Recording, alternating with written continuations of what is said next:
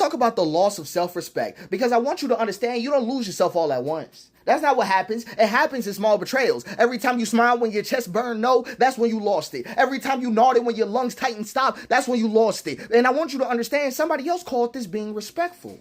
I want you to understand that because they knew that if you kept that mask on, silence would feel safer than exile. All they ever really wanted was your obedience. They called this honor, but it was your erasure. They were applauding in real time in the auditorium of your torture. They called it belonging, but it was only when you vanished into the role they wrote for you. And it was somehow your belonging. And your body learned how to flinch into shape. Your breath caught. Your heart raced. That hot surge in your stomach, you mistook it for your own worth and it hollowed you out. It hollowed you out. You thought being praised was the same thing as being seen and it ain't never felt like that. It ain't never felt like that. And you wonder where your self-respect went. You thought being feared was the same thing as being valued. I want you to really picture it. Standing tall in your own hollowness is not the same as being counted in dignity. I want you to sit with that. But that's why disrespect hurts you so much. That's why it hurts you so much. We're really going to sit with this. I want you to think about this. Because every word ever said to you feels like a verdict. Because you know your very selfhood is on the line every time somebody talks. Every time somebody talks, you can already see the eyes they'll make at you from now on. And you can't bear to let another person look at you like that. So you bend, you fold, you crash, you vanish, just to keep their gaze from cutting you open.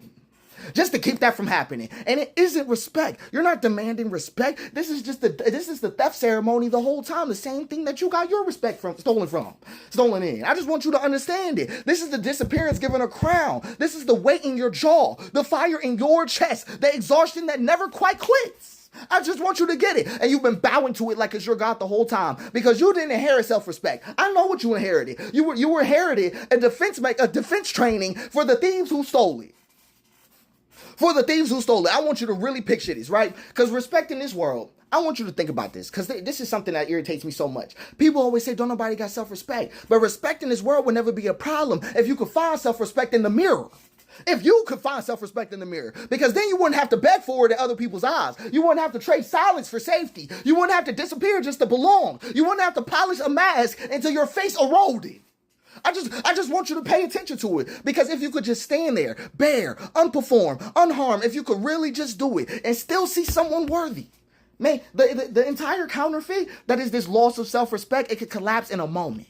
It really could. The loss of self-respect is not just your wound. That's what I'm trying to get with. It's the scaffolding of the world itself, of the very world you live in. And the day you stop outsourcing the mirror is the day that the empire runs out of glass.